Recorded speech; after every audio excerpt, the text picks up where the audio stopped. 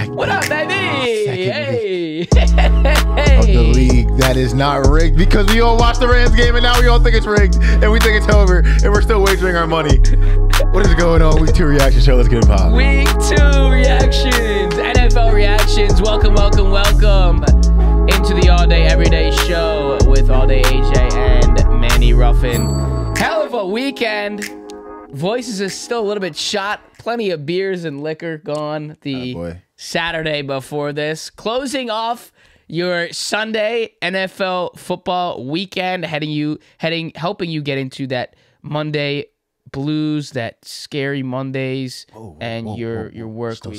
Still Sunday. But it is still Sunday, yes. If you are watching us on YouTube, make sure to drop a like, comment, and do not forget to hit that subscribe button. And if you're listening, whether it's on the drive to work, at lunch, wherever the fuck you may be, on Apple Podcasts or Spotify, give us those ratings. They do help us more than you will ever know. Big week of football. We are going to start. We're going to get right into it. I want to say some bullshit here and there, but I'm not gonna sit there and do that. Let's go right into the Thursday night game. Moving forward, again, just for the disclaimers, I do want to mention this as well. We do not cover the Monday Night Football games on this show. Just for you guys who want to get the videos out as fast as we possibly can. So we will not be talking about the Saints and the Panthers, and not talking about the Browns and the Steelers this week. Obviously, the Eagles and the Bucks play next Monday night, which we will not have a reaction show for week 3. We will be doing some recordings on Thursday of this week, but we will not have a show next week. Why? Because I will be at that Bucks and Eagles game in Tampa Bay. So just all those disclaimers out of the way. Let's go into week number 2, Thursday, September 14th. The Eagles home opener against the Minnesota Vikings. They tried to give this game to the Vikings, but the run game is still alive. DeAndre Swift, we knew it was going to happen. 175 yards and a touchdown on the ground for Swift. The Eagles take a big win at home in the opener, 34-28 over the Vikings. I wanted to cut you off twice during that little monologue, but I know you're moving. So 2 things. Well, actually, not 1 thing. Do you bring the good luck mode to the Tampa Bay? That's actually just the most important question. Do we bet the spread because the boys are in the building? We have to, right? Okay, done deal. That's all I need to know. That's all I need to know. It ain't the bake show when he's got the Eagles D coming. All right, that's all. All right, that's all. That's good on me. All right, we gotta give you some props. That's all I need to know. You're my good luck turn today with the Giants. Hey, you can return the favor again. Yeah. You know what I'm saying? Big win by the Birds. The Vikings are just a horrible football team. No, I mean, a little closer than I wanted, but good teams win, great teams cover. Kirk Cousins managed to have, 400, 500 yards, 16 touchdowns, and still lost the game. Bro. And the funny thing is, he's having 4 touchdowns. I don't know how many touchdowns he had in the first game, but Justin Jefferson, I mean, the coverage he gets in the red zone is incredible. He just does all the work. Gets everyone down there, and then KJ Osborne can get a free touchdown because there's 18 people on Justin Jefferson. But the Birds look good. I mean, winning games when you just because people have a problem with, I feel like we don't look as flashy, or maybe people feel like we look better last year. I think a lot has to do with the fact that there's been a lot of moving pieces, coordinators, new players coming in. But the fact that you can win games when it's gritty like this and teams are trying to claw their way back the first 2 weeks, I'm impressed, me personally. People were a little concerned about this little A.J. Brown scandal on the sideline. Are we for real? First of all, they're boys. He didn't get I think at the point of the game, he didn't have, I think he had a couple receptions. Smitty's been doing a lot of the work. I mean, Smitty's been going to work the first 2 weeks of the season, so I can kind of understand the frustration. And the media's been trying to push this narrative. There's been I think 1 or 2 times in camp he was asked about Devontae Smith. Is he a wide receiver 1 or whatever? Or do you feel like that? So it's been a narrative, and people see that on the sideline, they're trying to push it, but they're both dumb close. You saw the very next drive, he went to him twice and should have had a touchdown if it wasn't for the PI. It was called, right? Right, because there's been some PIs. We'll get to a couple games, especially the Commanders games, PIs that weren't called. But big Birds dub, great teams win, good teams cover. Sean Desai, even though the Vikings put up 28 points, great second game as a D coordinator. Want to see Brian. Oh, also, because this game was on Thursday, I forgot about this while I was trying to talk. I had criticisms of Brian Johnson last week and early in this game because the offense looked a little weird, but the Vikings were running this weird deep, cover 2, take away everything deep, and he just pounded Swifty at 175 yards, a touchdown that needs to be the running back 1 in Philadelphia. Stamped. I don't know. And if anyone disagrees with that at this point, kind of brain dead. I think Swift needs to get 20 carries a game in the Philadelphia Eagles uniform, and shout out Brian Johnson for seeing that adjustment. Go Bears. I tell you what, I mean, not the flashy game, not the exciting game, not the successful game that we were looking for from Jalen Hurts, But when your team is running for, what was that stats? I mean, it was like the 16th time or the 17th time they've had over 200 yards rushing on the ground, and Nick Sirianni was loving that. That was like that clip that was going viral on social media because he was, excited about that stat, 200 yards on the ground. That's kind of what we were looking for. Everyone's getting all twisted up and bent out of shape because Jalen Hurts didn't have that game, and so far he's got a couple more turnovers in four or five quarters of football than we would have liked. Okay, absolutely. But like when you have a season like you had last year, the expectations are ridiculously high. So I still, even as this coming from a Giants fan, I just don't understand where. Yeah, I get you can have high expectations because of the year that you had last year, but it doesn't add up when they still won the game. The defense played well. We're running the ball successfully. It doesn't have to be a Jalen Hurts game every single game to have blames being put on him when they're not doing great. I can't fathom that. Swifty's back in the 205 going for 200 yards like he's playing for St. Joe's Prep, baby. I don't need to throw for 300 today, coach. We good. This is why they'll see. Gainwell should not be number one. I mean, can that finally be like the stamp of approval where like he's going to be getting the ball? Oh, what am I? That's the Dolphins. I know, but like we're recording like during the fourth quarter of the Dolphins game. So if anybody wants to know that, that's what we're paying attention to. We're gonna head over to my team now. Moving forward, we're gonna start with Manny's team and then mine. So Eagles, Giants. Let's talk about the New York Giants. They went. Can we talk about this stat for a second? They went a total of 6 quarters of football without scoring a single point and letting up a total of 60. Because they lost week 1, 40-0, and they went into the locker room at halftime in Arizona down 20-0. 40 plus 20 is 60-0 in a game and a half of football. That is unbelievable. I had shut the game off at halftime. Obviously, I had to move on to a different game because I was ready to not watch the second half. But what happens? Brian Dable, we love whatever we did. We got there was some asses were slapped, there was some voices lost from yelling in the locker room. This is what we asked for. This is what we asked for last week, by the way. And somehow you guys find a way. Historic comeback. 21 points down. The Giants find a way to beat the Cardinals in a game where this should not have happened and been remotely close to this happening. Somehow the Giants find a way to win this game. Daniel Jones, okay? Here's the big deal, in my opinion. We are so quick to put the blame on Daniel Jones and say that he's trash and say that he sucks when the Giants don't do good or they lose. But when they win and he has a good game, we're so quick to say, "Oh, the Giants played a good game."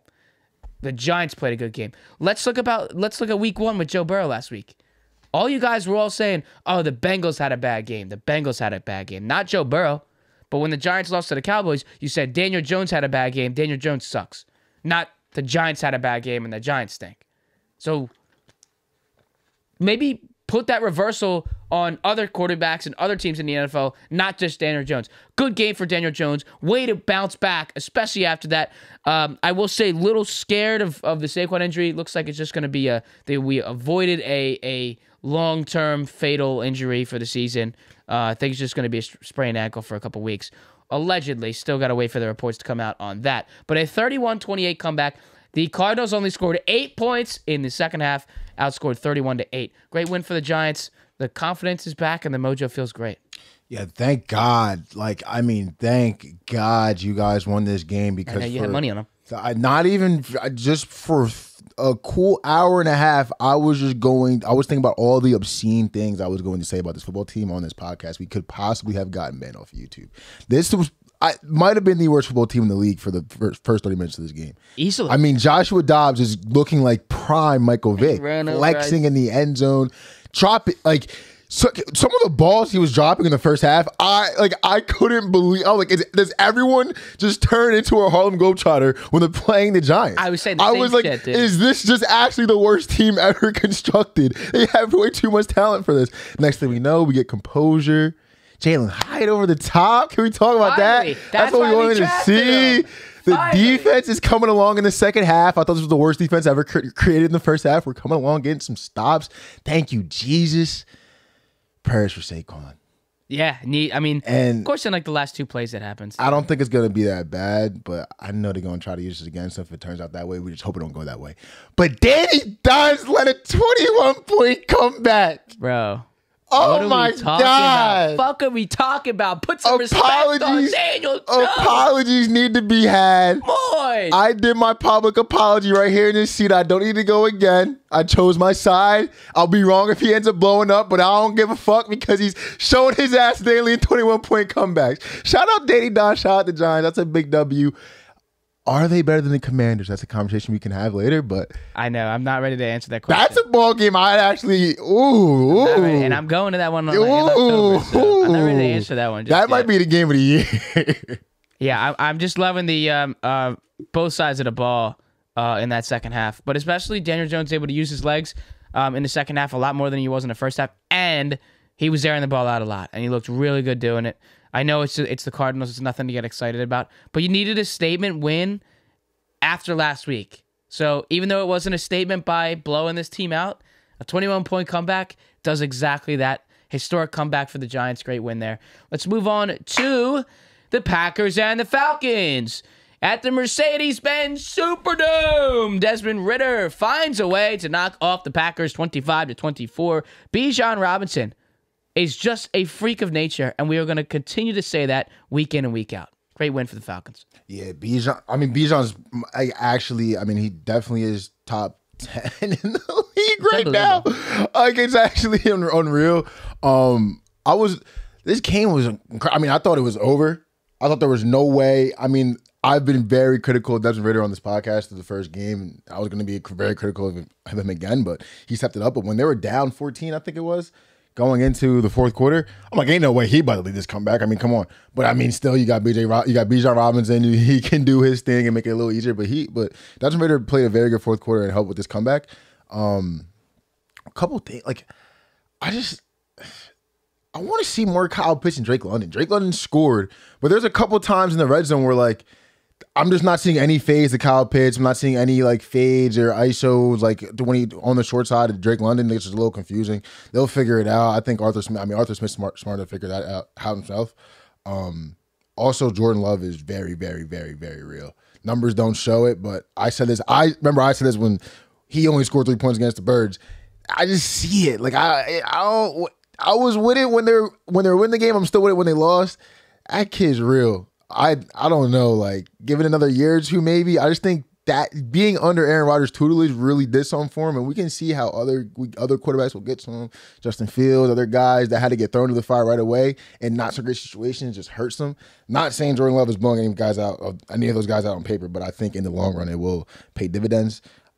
This team misses Aaron Jones a lot. When he's on the field, this team's a much, much better football team, and they probably win this game with him, but they'll be fine. And I think the Packers we're seeing two teams that are going to make serious runs in their division, and they'll be really scrappy there, and they're going to be scaring a lot of teams the whole year. So, great football game. Yeah, I really think you should be able to win a game when you run the ball 45 motherfucking times. I mean, is that too much? Arthur Smith football. Like, Arthur Smith football. I mean, if you're just what we signed up for. If you're just looking at the box score, you got Bijan Robinson. Bijan, Tyler, Desmond Ridder, 19 carries, 16 carries, 10 carries. That's ridiculous. And it was a 1-point game. Packers really should have won that game. And I feel so bad for bettors because, like, I knew it. I knew it after that. Like, after as soon as the Packers went down, I'm like, this is the game that's going to get everybody. Like, the Packers were a trap today. The Packers were a trap today. We knew it. I stayed away from the game. We knew it. Well, Packers covered. Yeah, but I'm just talking about like that was a good money line bet too. It was. They're plus money. It was. I wouldn't have touched the spread. I would have taken money line. Maybe that's why I'm not that great of a bettor. But we can move on that. To the Bills, the Buffalo Bills, and the home opener at home taking on the. Go ahead, you can say it. Hey. There you go. 38-10. The Bills get the big W at home in the home opener. Gabe Davis highlights there, and Josh Allen. Wow. A game where we don't have to talk about Josh Allen and his turnovers. Big win for Buffalo, statement win, and they finally get to move on from that terrible, terrible loss of Monday Night Football last week. Because again, we didn't get to talk about them last week, so we could talk about it today. I mean, that was a tough way to lose. Josh Allen will forever go down like the matchup of Josh Allen versus overtime is just undefeated. I mean, I it's got to be the best matchup in football. Josh Allen versus overtime. Sorry about it. Sorry you had to lose on the punt return, but really good for that rookie that did that. But you guys got to go home and get the win here, 38-10. I'm not gonna lie. When Vegas hopped out to that 7-0 lead, because you know what I said about Jalen Hurts and Josh Allen going into the season, how critical I was of Josh Allen going into the season. I was ready. We're talking about what I was saying about. I was coming here to say obscene things about the Giants in the first half. I was coming here to I was ready. I was looking at Josh Allen virtually through my head. Like, if y'all don't get this W, I can't wait for this reaction show. But let's all take a deep breath. Let's hand the ball off to James Cook. Let's let him get a $120. Bro, that's insane. Big game from him. And let's just get back on track, Buffalo Bills. Stephon Diggs look good today. I can't even lie. Like, how did the Broncos lose to this team? They looked they looked really bad. Yeah. And I mean, we'll get to the Broncos later, but I mean, Jesus Christ. Not much in this game. I mean, they was just shellacking. Hope people cast their bets. Bills was easy. This is a game where, when you see this on the board, you just can't overthink this game. When people are like, it's the Raiders plus 7.5. I know people were scared. It was up to 8.5. Bro, I think it started at 9.5 and dropped down to 7.5, which is, I guess 10 points. I was scared of the 10 points. That's a lot of points. That's a lot of points, but don't overthink it. And I'll tell you what, Dalton Kincaid is gonna be real. He's turning into one of them, and I really thought he was gonna get in the end zone today. Dawson Knox kind of took that from him. He also had he had 3 catches, and a couple of the other targets were in the end zone. I know he had 2 targets in the end zone. But I do think, I have him in a dynasty league, Dalton Kincaid, and in another league as a backup in fantasy. If we're talking fantasy, I think he's getting in the end zone next week. So I'm going to try to find that value. We'll start to do those pregame looks for those bets. It's a free pick. Coming weeks. All right. A big battle of the AFC North. Joe Burrow needs to get his team back on track after last week's loss, and unfortunately, he does not get it done. Why are the tweets and social media saying that Joe Burrow signs his money for his $275 million extension and now looks like Andy Dalton? Like, come on, brother. Come on. We got to chill. Is he not healthy? I don't think he... They said he re-aggravated the calf. I don't think he's... This is exactly what Jamar Chase talked about. Jamar Chase said it right before the season started. Sit out the first 4 weeks because we cannot have you re-aggravating this later in the season when we actually need you. Turns out he might have been right because we're talking about it now. Possibly re-aggravating that calf, and now we're in some trouble. Ravens get the win in Cincinnati in the home opener, 27-24. Had some injuries late with Odell Beckham. Is there a little curse going down in Baltimore? Don't know, but again, we get to see Zay Flowers flashing. Big win for the Ravens. Zay Flowers flashing. T. Higgins looked good. Still couldn't get the W, but he did look good. This is a huge W for the Ravens. I thought for sure the Bengals were going to win this game. Divisional game, AFC North, you never know for real. But just how they looked in week 1, I thought this was definitely a W, but I think there's something going on with Joe Burrow. That offense looked anemic in the first half until they got rolling when they got the touchdown. It's real ugly out there. Like, I mean, they were kind of out physical. Looked like they were out athlete. Like, everything looked bad for them. Besides the second half when they started making a little bit of a comeback, but it looked like they had nothing clicking. Like, they just looked outmatched in every single area of the football game. We're 2 weeks into the football season. I know this is a tough question, but in what order do you rank the AFC North teams after these 2 weeks, especially after this game? Like, do you go Ravens 1? What's the 4? Oh, right now it has to be Ravens, Browns, Bengals. You still put Steelers at the bottom. What do you? I'm kidding. I was like, I didn't even have to bother them, but I was like, do I putting the Browns there? It isn't a hot take right now. I mean, they won the matchup, whatever. But I think the Bengals are a better team. I don't think Joe Burrow is healthy. I think it's a different. I mean, after the Super Bowl run, they had a target on their back. I think the target on their back grew bigger. Another successful year, Joe Burrow inking that contract. So, I mean, we'll see. I think they'll be fine down the stretch. Something that did grind my gears today, Nelson Aguilar had a big day. Yeah, Pretty sure he got in the end zone. He did. All side, they talk about the Falcons game. Matt Collins had a big day, too. Yeah, bro, we were cracking so up just former Eagles are just snapping. All Eagles, guys. Matt Collins, Nelson Aguilar. Good for them. Nelson Aguilar not getting booed in a football game is crazy. Yeah, great for him doing end zone celebrations, dude. Good for you, man. We'll give it to him. All right. into an OT thriller, our first of 2 OT thrillers today. The Seahawks head to Detroit in a game at home for the Detroit Lions after a big opener to the season against Kansas City. Really thought this was going to be the game for the Lions coming off that big win against the Chiefs, and the Seahawks shut this down in overtime, 37-31. Well, the game was won. Yeah. Potentially, but very much won. And Jared Goff throws the pick 6, and then it just all. And he ruins the streak. He ruins the streak, which is crazy because I didn't even I heard that and I was like, yo, because he's been playing real good football with the Lions and it's been pretty quiet. He did 44. No, but can we? He's been playing real good football with the Lions and it's been extremely quiet. But that's insane because he was close to a pretty crazy record. Can we imagine? Can we imagine Jared Goff on the top of like a historic on anything? A prestigious quarterback record. Like Jared Goff being number 1 in history. what we would have all been talking about if that happened. Surely makes sense to me. But yeah, if there was a pick 6, we think, oh fuck, like he just ruins it, whatever. And then Geno Smith makes definitely the worst football play I've seen so far this season. But one of the worst football plays I've ever third and whatever, was it 3rd and 15? Yep. third and we're not getting this. Let's just punt the ball. I think we're on our 20-ish. So we can, a good punt, flips the field a good bit. We can at least get them on their 20, 30. So it's not, we can get a stop or whatever. Scrambles all the way back to the the corner to the fucking pylon. Did our brain stop working? Get rid of the ball.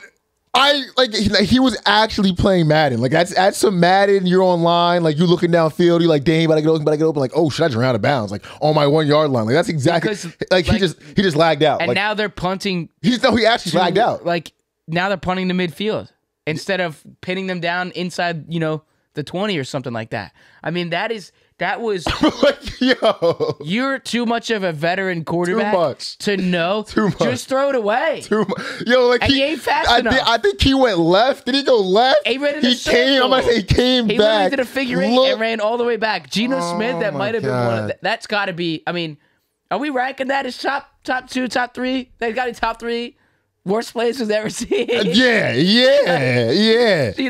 guys pointing to Deshaun Jackson. I knew you were going to say that. Geno Smith running around in circles. This was a crazy. I think there was a bet that cashed too. This guy had like an overtime parlay this game, and the Chargers game that cash. This game was definitely insane. Though I didn't get to watch too much of it. I just saw like the ending. Like I saw the fourth quarter, the pick 6. Geno Smith is like just being with Geno Smith. I don't even know. And then the OT, but.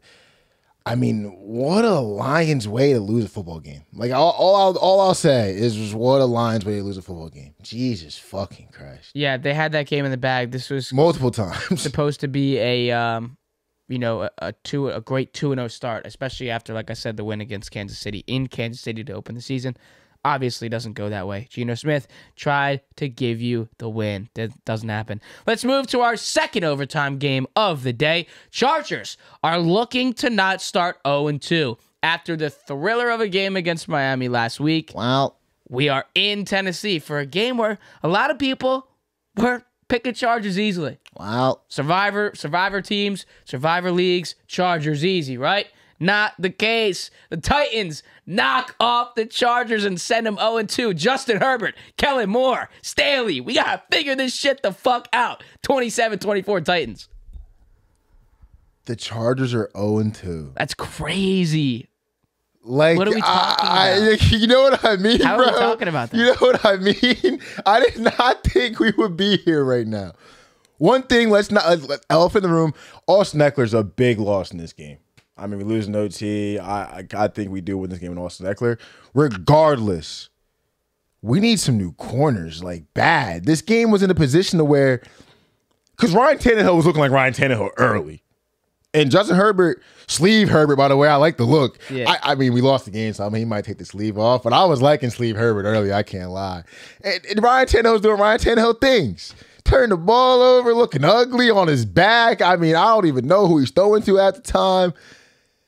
And then just for some reason, the Charger corners just forgot technique, how to play football. I mean, we got beat over top so many times to Ryan Tannehill. Traylon Burks had a nice play though. That's a good play deep for him. ball. I kind of want to see him succeed because of everything's going on with AJ Brown in Philly, and like it just you know what I mean. Good for him. But we can't be having Ryan Tannehill look like, you know what I mean, Tom Brady. Like, what is going on? Leading comebacks over the top, or with all this talent, all this money we invested. I just don't. We got rid of coordinators for this. We blame other people, and the players still can't get it. I mean, we have marquee names. Think about the Chargers defense. There's marquee names on that defense, and it just still doesn't. For some reason, doesn't translate to wins. I just don't understand. We can't be letting Ryan Tannehill look like that. One thing that did catch my mind in this game was early in the game. Something I thought was just extremely disrespectful. 4th and 4 on and they're up. I think they were up by 7. The Chargers were. And they go for it. Justin Herbert gets a crazy touchdown pass. It ends up working. But I just don't it's just a lot of dumb shit going on. And we're 0-2. I think Brandon Staley's coaching for his job next week. Bro, 0-3 football teams are dead. I mean, we all know how this goes. I think Brandon Staley's absolutely coaching. Well, you got you're in Minnesota next week. I think next in line, and I mean they're 0-2 playing for their season as well, and that's in Minnesota. That game go either way. Over unders 51.5. I think that motherfucker is we know how that's gonna go. But I think these are two teams playing for their season, and Staley's playing for his job, and I think the next in line is calling the plays for him right now. Yep.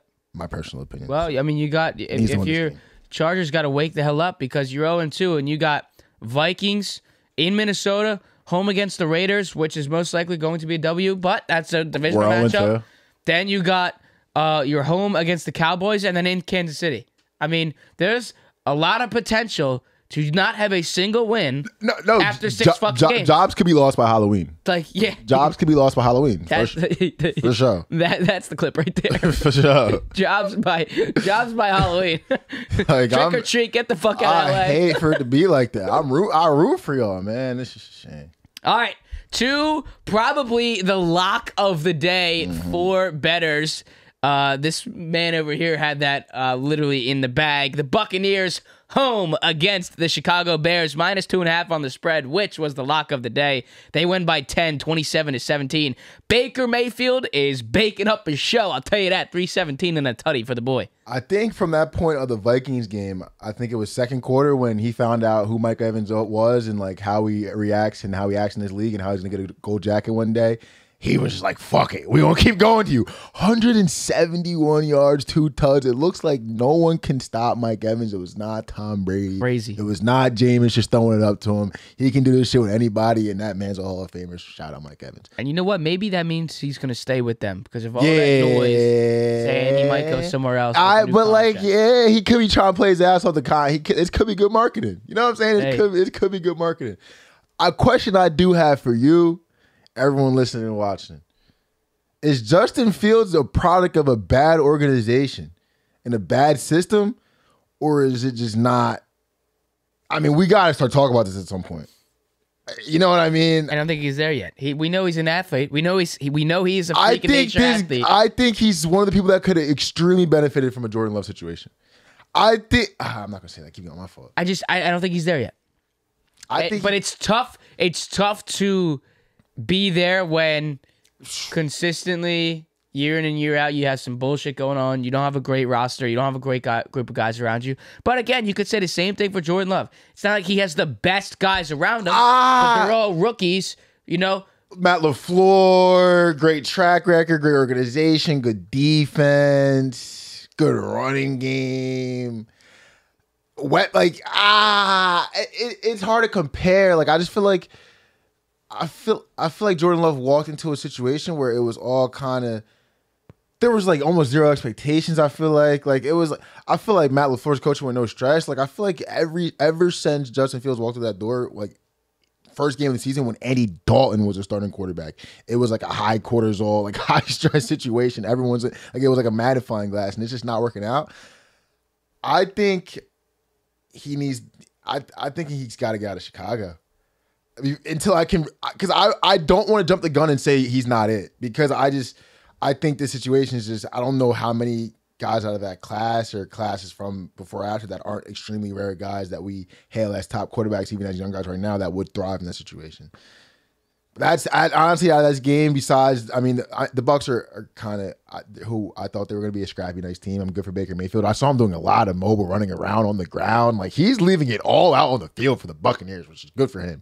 But I'm just wondering about Justin Fields in Chicago and how long that situation is going to keep going on. I mean, that can be a lingering question throughout the entire year, especially these next couple of weeks moving forward, at least the next month, with the Chicago Bears sitting at 0-2 now. Is it Justin Fields or is it the Chicago Bears? It's very simple. And I think a lot of people will be quick to say that it's the Chicago Bears. That's where yeah. But I think you put him under a magnifying glass. He don't look that great either. He don't look that great either. So that's where kind of like, that's where my thought process is. I'm not saying it's totally Justin Fields like to blame, but at some point, blames have to be addressed and put out there.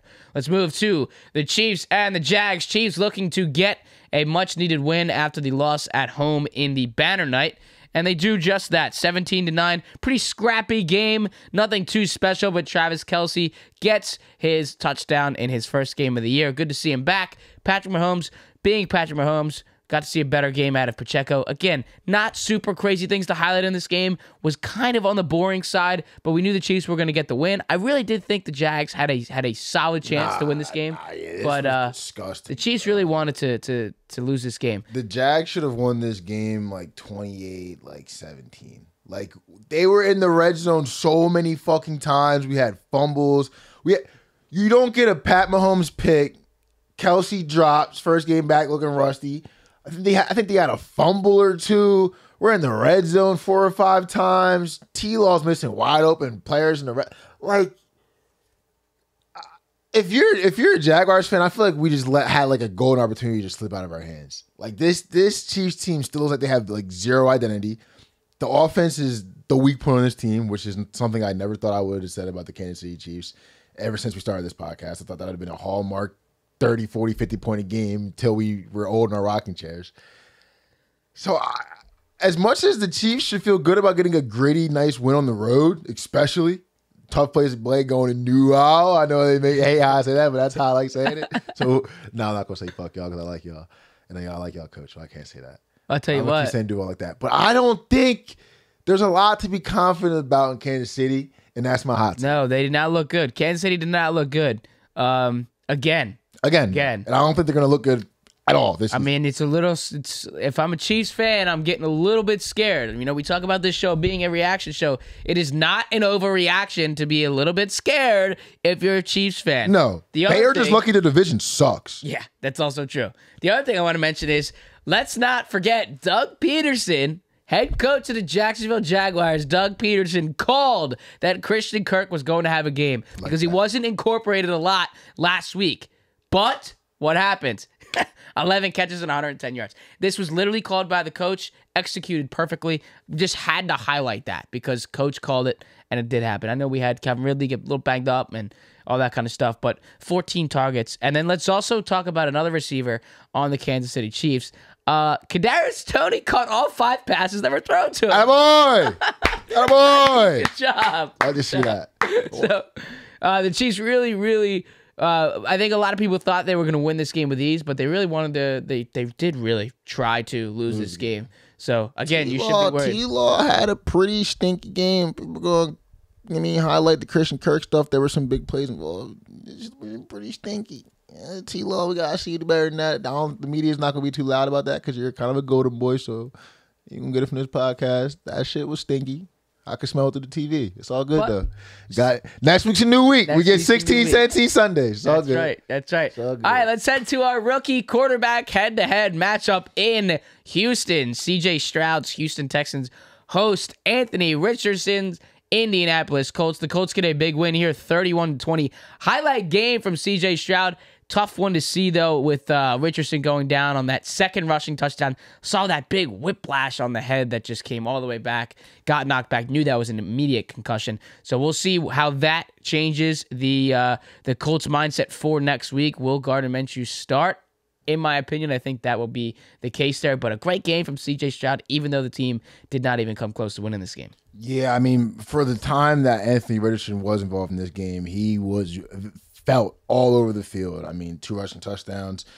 Had very much full control of this game, and then that hit was brutal. Obviously, people are going to say he's going to find a way to protect himself better, including myself. That was kind of a marginal one, but he's going to go look back and be like, okay, we just have to find ways to not get hit. I mean, that was an avoidable hit at the end of the day. He could dive into the end zone, not take that hit. That was a vicious fucking, like, he could have got concussion on the initial hit. Like that, he got fucking tagged. But CJ Stroud, I said last week, I'm pretty sure I said that Anthony Richardson did have a better week than him and did look like the better rookie QB, but it was close. CJ Stroud, obviously AR got hurt, but I don't know how much he was going to be able to contend with. What was that? Does that say 380? Yeah, 384, 2 touchdowns. I don't know how much AR was going to be able to do about that.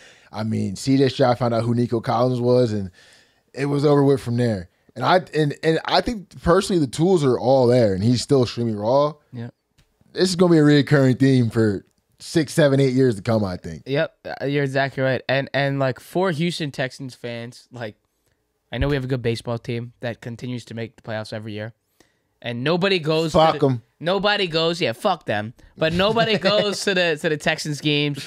You know, you barely get people there. Finally, this is something to be excited about. Hey. If you pay attention to football down in Houston and not just baseball. CJ Stroud is the real fucking deal, and we finally got to see a big game where we can put him on a pedestal and say, hey, even though the team sucks, even though there's a large chance you're not going to win a lot of games, especially in the majority part of the season, this is something to be happy about. And you got a great group of receivers down there that can help. That boy tanked out.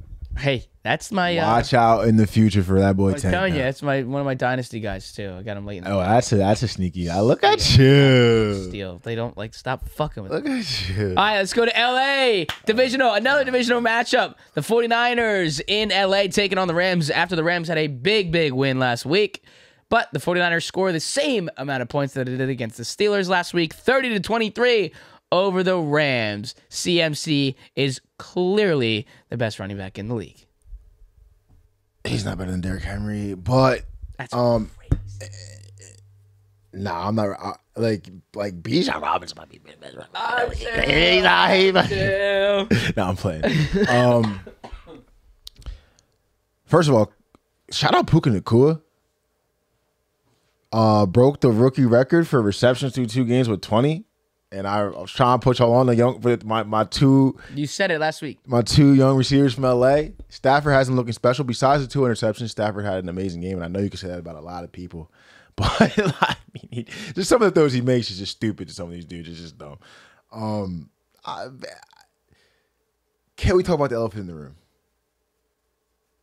Why do you think they kicked that field goal? I saw a lot of opinions. I saw some people say that there was possibly time. You could kick it an onside kick. 4 seconds left on the clock. Back. You could run a play. What are we doing? I saw some people say, what else do you do? So the real deal is to understand what the actual line was in this game, in the 49ers game. Because I have never thought that the NFL was rigged. Really? Never. Not once. But I've seen now in back-to-back fucking weeks. Why would you kick a field goal with time expiring? Who's radioing down to these coaches saying, hey, time is expiring? Instead of just saying, hey, we'll take a knee, the game's over. Or we just take a shot at the end zone, try to get 7 points on the board. Maybe we'll go for 2. But we're not going to get the Hail Mary to go in. Why would we ever kick the field goal there? Unless FanDuel's got to win. DraftKings got to win. Caesars got to win. This is crazy to me. I feel like we're starting to see this more and more. I mean, that was almost clear as can be, like clear as day. That was like got to be, in the top 3, top 5 of one of the crazier things I've seen. And if you're talking about betting with sports, I mean, that's on the top. To the people that were saying that they could possibly kick a field goal and run another play, and there's no way. They could have kicked a 50-yard, 55-yard field goal to play before, but they threw the ball to Puka to get a dish to get closer to the field goal. So somebody had 7.5. I don't know who. I don't know who. I'm not going to speculate. Someone had 7.5. Well, I'm not going to understand. It could have just been the books. But NFL, you got to explain this right now. We need an explanation for why we're doing that. Because that's a meaningless kick. That's a meaningless 3 points. That's a different one. But not for the people that had 7.5. That's a different one. It's crazy because that takes away, though, all the reactions from the game. I mean, this wasn't a spectacular game by any means, but the reactions from my end are, I mean, the Rams have played a very solid 2 games. They have. Like, I wasn't expecting the Rams to start out scoring points, staying in games, beating the Seahawks, beating down on the Seahawks, coming here, putting up a strong fight against, top 2 NFC team in the league last year. So, good on them. And Matthew Stafford is a leader. And with Cam Akers possibly on the block, we saw that this morning. Injuries possibly on the block. Kyron Williams. Kyron Williams is real. First touchdown of the day, of the career. And then when that boy Cup comes back, like it's like the Rams. Stafford has 3 weapons again. I'm gonna say the Rams may be on watch. The Rams may be on watch. Wild card watch, I think. And who was thinking that? Not a lot of people. Not a lot of people. Definitely not me. All right, to the now 2-0 Cowboys. Can we fight? Like, some team out there has just got to shut these Cowboy fans up. I mean, I'm seeing the montages before the game starts today, and it's all these Cowboys fans. Here we go again. I don't know why they do this to themselves. Here we go again. It's our year. It's our year. We beat the Giants 40-0 in the rain. It's our year. The thing why is, do they do this to themselves every fucking year? The thing is, it's not just them, which is the reason why it makes me sick. Like I get like a baby whenever I think about it, because everyone, I think, for the consensus, like, I don't know, man, the Cowboys are just, every time I kind of talk to somebody, it's just the Cowboys. They look like a well-oiled machine and shit. They did look good. They've looked good both games. I can't be upset for teams who take advantage of circumstances to the fullest. I can't. Y'all want to get a kick blocked and forget how to play football. I can't be mad at them for that. Aaron Rodgers wants to snap his Achilles in week 1. I can't be mad at them for that. They look great both times. The offense looked extremely good both times. I think one big thing for this offense that makes them extremely, the addition of Brandon Cooks is huge. CeeDee Lamb looks like he gets better every single game. But I think Tony Pollard being that feature back, because of everything he can do out of the backfield as well, just adds another element that defense have to account for every single down, which is making this team scary. And DeMarcus Lawrence and the boys up front are causing havoc every single time they put their hands in the ground. Cowboys are who I thought they were. I said it was going to take 12 to win the division. It might be 13. They're good. They better than us. Nah. What are you going to see, though? Here's the deal. It's a 30-10 win, 20-point win without Aaron Rodgers. Come on. And it just goes back to the initial point. When you have a great defense, it makes playing on O that much easier, that much better. We look back at when Peyton Manning was in the Broncos, when he did that Super Bowl run, the defense was immaculate. Even in those Super Bowl runs, that 18-0 season from Tom Brady, great fucking defenses. So it's nice for Dak Prescott, who I don't think is all that good. I think Daniel Jones is a better quarterback than Dak Prescott. Whoa. So when you have a good defense, yeah, Dak, you can perform because you don't have to worry that much. And we're also giving a lot of work on Tony Pollard, which is a great call on them to get rid of Zeke and make Tony the number 1 guy. But this is not a statement win. We didn't set any records or set any marks or scare anybody. No. Because Aaron Rodgers wasn't there. Zach Wilson just being himself, turning the ball over. Matter of fact, can we load up that sketch? Yeah, let's load up that sketch. Let's see when they have to play real football. So. Oh, okay. We got next. We'll we don't have to play football for 2 weeks. Next 4 games. We for don't the have to Cowboys. play. We are in Arizona, and nah. The Patriots, this is crazy. They got an additional preseason. Yeah. So you got Cardinals, Patriots, 49ers, Chargers. Your next 4 games. They just played an additional like Giants week 1 preseason game, Jets week 2 preseason game, Cardinals week 4 preseason game. And then the Patriots is the week 4 tune-up where it starts to play the first half of the game where it's okay, now it's kind of serious. They're going to win that game. They're going to be 4-0 going to San Francisco. On NBC late night. Cool. I like that. I like where we should Go to the Chargers where They'll probably beat. I mean, desperate team, jobs on the line. We never know what could happen there. hope. Rams, they gotta go see my man Puka and Tutu That'd be Atwell. crazy. They gotta go see Puka and Tutu. Cooper should be back then. So I don't even care about Cooper. They gotta go see Puka and Tutu. I'm not even worried about Cooper right now. And then you go in Philly. The bats! Goodbye. And then they gotta see Danny Dimes. And at that point, like, they gotta go see Danny Dimes. Don't go down 21. What's Prime don't say? Go down. Don't go up 21. Don't go play Giants and go 21. It's over. What's Prime say? We coming. It's over with. We coming. Don't go up 21 versus Daniel Dimes. That's one thing we learned today. Yeah, that is one thing we learned today. All right. Moving on here. Cowboys got to chill, okay? You fans do this to yourselves every goddamn year, and it's just you make yourselves a laughing stock. Couple games to go here. November. And we got 2 to go here, actually. 2 to go. The Commanders hold off the Broncos on that Hail Mary. That was a unbelievable. Like, only the Commanders, I'm telling you. 35-33, the Commanders hold on that Hail Mary. Play some good defense to lock down that 2-point conversion. Why is it good defense? That was a PI. That's what pass interference looks like. You know what I mean? If me and you wanted to go start to be a referee today, and we got to the pass interference section, it'd be that play.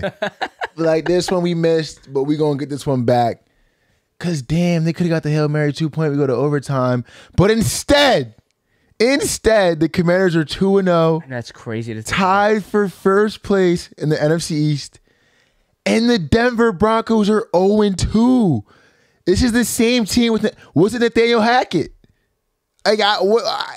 We got questions every single week. They looked better. We were scoring points. Can't stop a runny nose.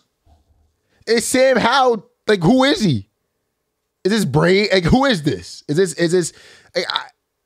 Because he's real. First of all, I saw opinions on Twitter talking about he didn't prove anything, and I don't know, but I don't. You know what I'm saying? I've seen some crazy things on the internet watching some football. I think Sam Howell is. I think he's very real, and I think the Commanders aren't like, they're here in the division race.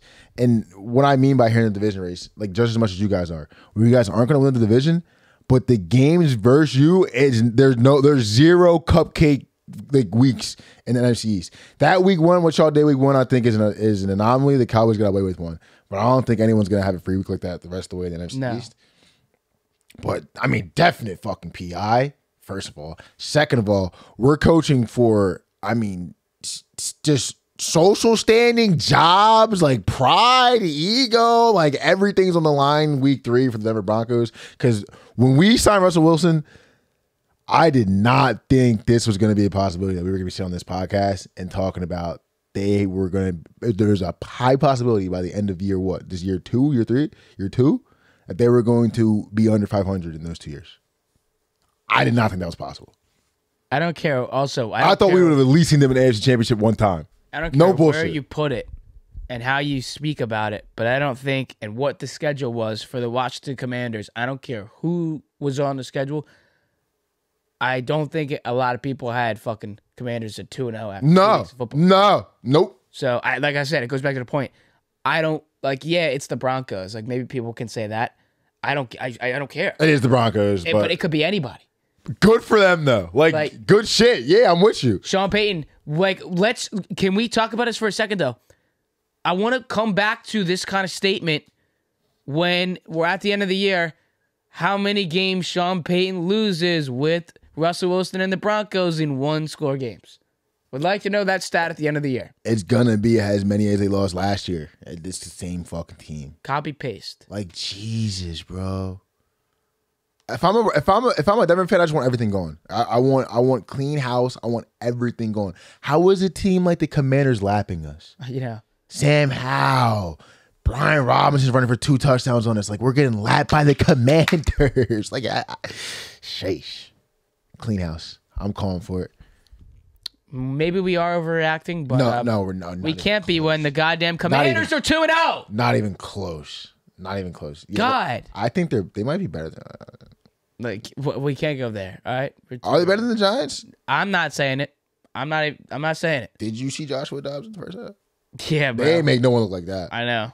Damn. Well, I'll be there on October 22nd at MetLife. That will be the game of the year. Will be. The game of the year. I don't care. That's my game of the year. Don't care. Don't care. Finally, last game of our NFL Sunday in our week 2 NFL reactions. A boring game in Foxborough in the home opener. No, it's not. Their second game because they had the Eagles there.